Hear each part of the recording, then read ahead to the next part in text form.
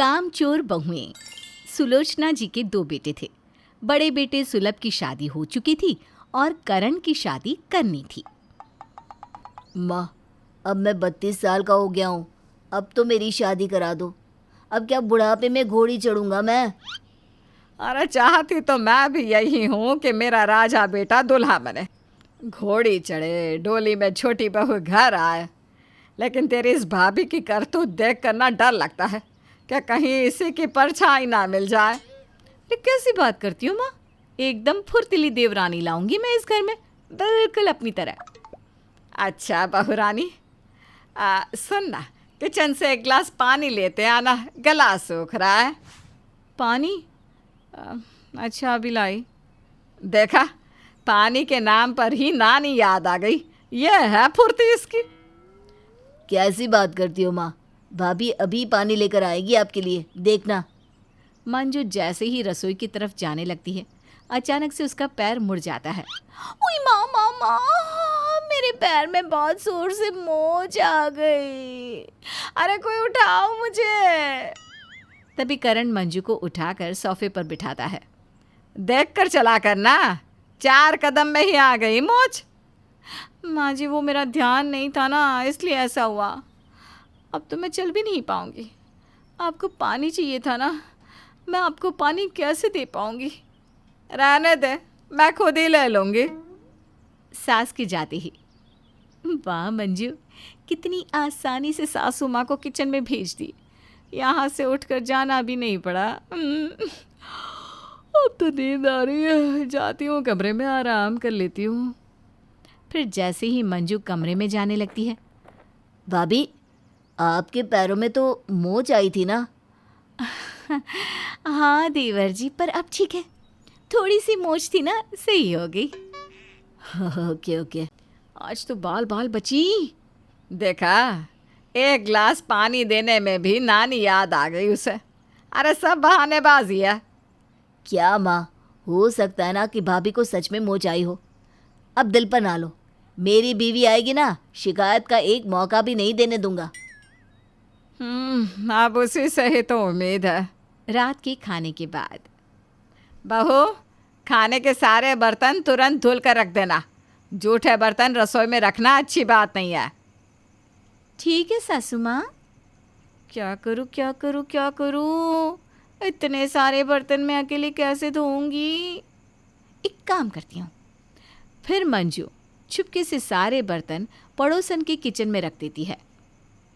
आज इतने सारे झूठे बर्तन कहाँ से निकल गए? ये माँ जी ना खाना बनाते समय बहुत बर्तन गंदे करती है। फिर सोनिया सारे बर्तन धुलकर वहाँ से चली जाती है। वहीं मंजू खिड़की से झांक कर सब देख रही होती है। वाह, हो गया मंजू तेरा काम। फिर मंजू चुपके से सोनिया के किचन में आके अपने बर्तन ले जाती है। कहाँ थी भाग्यवान, आज बहुत लेट करती है आने में। किचन में काम कर रही थी ना जी। अच्छा, अब लाइट बंद कर दो, नींद आ रही है। लाइट का स्विच कितना दूर है? कौन उठकर जाए वहाँ पर? अरे सोच के आ रही हो, बंद करो ना लाइट। जी अभी करती हूँ। फिर मंजू बगल में रखा फूलदान उठाकर लाइट पर मारती है। अरे ये क्या किया? लाइट बंद करने को बोला तो तुमने फोड़ ही दी। अरे सो जाएंगे ना चुपचाप, बंद तो हो गई लाइट। ऐसे ही मंजू घर में आए दिन कोई ना कोई ड्रामे करती। कभी बीमारी का बहाना बनाकर कोई काम नहीं करती, तो कभी तोड़ फोड़ करके काम से बच जाती। बेटा करण, अब तुझसे ही मुझे उम्मीद है। पंडित जी ने एक लड़की बताई है, चल कर देख लेते हैं। ठीक है माँ। फिर सभी संजू को देखने जाते हैं। संजू की खूबसूरती देखकर करण एक पल में उसका दीवाना हो जाता है। आंटी जी लीजिए, कुछ खाइए ना, मैंने सब अपने हाथों से बनाया है। बड़ी गुणवान हो बेटी। हाँ, मेरी बेटी बचपन से ही फुर्तीली है, काम काज में कभी पीछे नहीं हटती।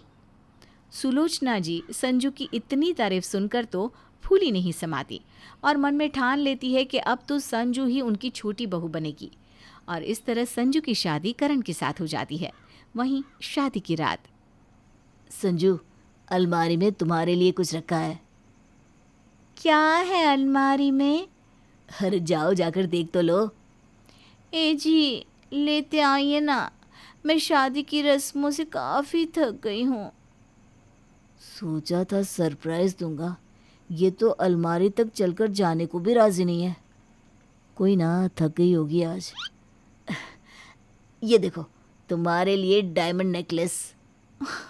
वाह, ये तो बहुत सुंदर है जी, थैंक यू। अगली सुबह, संजू बहू उठो बेटा, सुबह के 12 बज गए। आज तुम्हारी पहली रसोई है। पहली रसोई? माँ जी, मुझे ना बहुत तेज़ बुखार है। अरे बेटा, पेट में बुखार थोड़ी ना होता है जो पेट पकड़ रही हो। नहीं नहीं माँ जी, सर में बुखार है। देखिए देखिए, ऐसे देखिए ना आप कितना है। तुझे तो तेज बुखार है।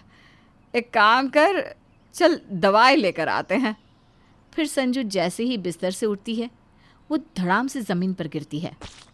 माँ जी, मुझे चक्कर आ गया। देखो, मैं गिर गई। मेरे अंदर खड़े होने की भी ताकत नहीं है। मुझे आराम की ज़रूरत है। इसकी तबीयत भी खराब है और इतना बोल रही है। मैं सोच रही थी मेरी बहू पहली रसोई करेगी तो उसे मैं खानदानी जेवर दूंगी, लेकिन तेरी तो तबीयत ही ठीक नहीं है। क्या? खानदानी जेवर? मैं ठीक हूँ माँ जी, बस थोड़ी सी ही तबीयत खराब है। चलिए ना, मैं तैयार होके आती हूँ। अब सास भी समझ जाती है कि ये बहू भी एक नंबर की कामचोर है। वहीं रसोई में, आओ देवरानी जी, अब से ये रसोई तुम्हें ही तो संभालनी है। मैं तो काम कर कर के थक जाती हूँ। तुम ठहरी फुर्तीली, तुम तो चुटकियों में सब कर दोगी। हाँ हाँ, मैं देवरानी नहीं, नौकरानी हूँ ना। जी जेठानी जी, माँ जी ने हलवा बनाने को बोला है, अब क्या करूँ? एक काम करती हूँ, ऑर्डर कर देती हूँ। फिर संजू सबके लिए हलवा ऑर्डर कर देती है और सबको हलवा परोसती है। ये हलवा तो पास के कल्लू हलवाई के यहाँ का लग रहा है। कैसी बात करते हैं पापा जी, मैंने अपने हाथों से बनाया है। हाँ हाँ पापा जी, संजू सही कह रही है। कुछ तो गड़बड़ है। वहीं बाद में जब सास किचन में जाके देखती है तो उन्हें कल्लू हलवाई के यहाँ की पैकेजिंग मिलती है। अच्छा, तो ये बात है। दीदी आप चिंता ना करो, अब हम दोनों मिलकर आराम करेंगे। हाँ देवरानी जी, इस घर में ना काम कर कर के मेरी तो कमर ही टूट जाती है। तभी सास वहाँ आती है। संजू, मंजू, आज मेरे भैया भाभी घर आ रहे हैं तो प्लीज़ कोई गड़बड़ मत करना और उनका पूरा ख्याल रखना। मैं मंदिर जाके आती हूँ। अब बेफिक्र होकर जाइए सासू माँ। सास के जाते ही घर में उनके भैया भाभी आते हैं। दीदी कहाँ गई, दिखाई नहीं दे रही। माँ जी तो स्वर्ग गई हैं, आपको भी जाना है क्या? क्या मतलब? इसका मतलब है कि मंदिर गई है। वो कोई स्वर्ग से कम है क्या? वैसे मामा जी, मामी जी, आप लोग चाय पियेंगी या कॉफ़ी? चाय। कॉफ़ी। अच्छा ठीक है, वो उधर किचन है, जाके बना लीजिए और हमारे लिए भी लेते आना। हाँ, कैसी बहुएं हैं, घर आए मेहमान से काम कराती हैं। मामी जी ये मत सोचना कि हम आपसे काम करा रहे हैं, आप तो इस घर का ही हिस्सा हो ना। हाँ बहू। फिर मामी सभी के लिए चाय कॉफ़ी बना कर लाती है। बहू, टीवी तो ऑन कर दो। टीवी? उसका रिमोट ना वो वहाँ रखा है। मामी जी, रिमोट देना तो मामा जी को। ये लो बहू। आप लोग खाने में क्या खाएंगे? चिकन तंदूरी, बिरयानी और खीर, बस। क्या बात है, किचन तो आपने देख ही लिया है, जाइए बना लीजिए। और मामी जी सुनिए ना, कल रात के झूठे बर्तन रखे हैं तो पहले वो धो लेना, फिर खाना बनाना। हाँ। बेचारी मामी, अब करती भी क्या, सारा काम अकेली ही करती है। वहीं सास की गैर मौजूदगी में बहुएं सारा काम घर आए मेहमान से कराती हैं, जिस कारण मामी बहुत ज़्यादा थक जाती है। ए जी चलिए ना यहाँ से, वरना ये दोनों कामचोर बहुएं काम करवा करवा कर मुझे इस घर की नौकरानी ही बना देंगी। अरे मामी जी, सासू माँ के आने का तो वेट कर लीजिए। नहीं नहीं, मैं चलती हूँ, देर हो रही है। सोचा था कि जाऊंगी, महीने भर आराम करूंगी, यहाँ तो एक दिन में ही ये हाल हो गया। तभी सास आती है। भैया भाभी आए नहीं अभी तक क्या? आए तो थे, बट उन्हें कहीं जाना था तो जल्दी चले गए। देखा दीदी, अच्छा सबक सिखाया ना। हाँ, वरना तो मामी 1 महीने से पहले जाती ही नहीं थी। यहाँ तक तो बात ठीक थी, लेकिन अब दोनों देवरानी जिठानी की आदत दिन ब दिन बिगड़ती जा रही थी। काम चोरी के चक्कर में कोई काम ढंग से नहीं करती, सारा दिन काम से बचने के बहाने ढूंढती रहती। कभी कपड़ा इस्त्री करते हुए जला देती तो कभी किचन में तोड़ फोड़ कर देती, ताकि घर में उन्हें कोई काम ही ना बोले, जिस कारण सुलोचना जी बहुत परेशान हो जाती हैं। एक कामचोर कम थी कि दूसरी आ गई।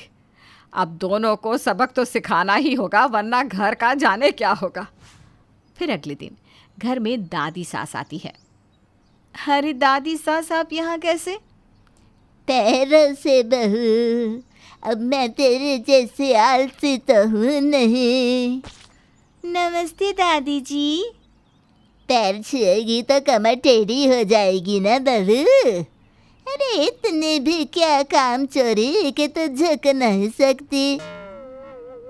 ऐसा कुछ नहीं है दादी माँ, आशीर्वाद दीजिए। जीती रहो बहू, काम चोरी छोड़ो, सदा फुर्तीली रहो। ये सुनकर दोनों बहुएं बोल पड़ती है। कुछ और ही कह दी होती दादी। हाँ ना, आशीर्वाद दिया भी तो फुर्तीले रहने का। अच्छा चलो बहू जाओ और मेरे लिए कुछ बना कर लाओ, बहुत भूख लगी है। जी अभी लाई दादी। फिर मंजू एक प्लेट में कुछ लिख कर लाती है। ये लीजिए दादी।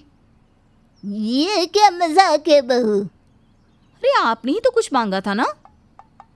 संजू बहू तू जा, मेरे लिए गुलाब जामुन बना कर ला। इस मंजू कामचोर से कुछ नहीं होने वाला। अभी लाई दादी। फिर संजू एक प्लेट में गुलाब और जामुन रख कर लाती है।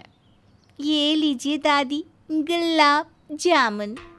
ये क्या मजाक है? मजाक नहीं दादी, गुलाब जामुन है, खाइए ना। ये ऐसे नहीं सुधरेंगे बहू। मैं ना यहाँ एक ज़रूरी काम से आई थी, लेकिन मुझे लगता है कि तुम दोनों मेरे काम की ही नहीं हो। बिल्कुल ठीक समझी दादी। इसलिए मैंने सोचा है कि मैं अपने सारे गहने सुलोचना बहू से गरीबों में दान करवा दूँ, क्योंकि तुम दोनों को तो वो चाहिए भी नहीं होंगे। गहने की बात सुनकर दोनों बहुओं की आंखें चमक जाती है। दादी कैसी बात करती है? अब हम आपके काम नहीं आएंगी तो कौन आएगा? वही तो दादी, कैसी बात करती हो आप? जिसके बाद दादी सारा दिन दोनों बहुओं से बहुत काम करवाती है। वहीं दोनों गहनों की लालच में ही सही दादी और घर वालों की जी हजूरी में लग जाती है, और इस तरह कामचोर बहुएं बेमन से ही सही काम करना सीख जाती हैं।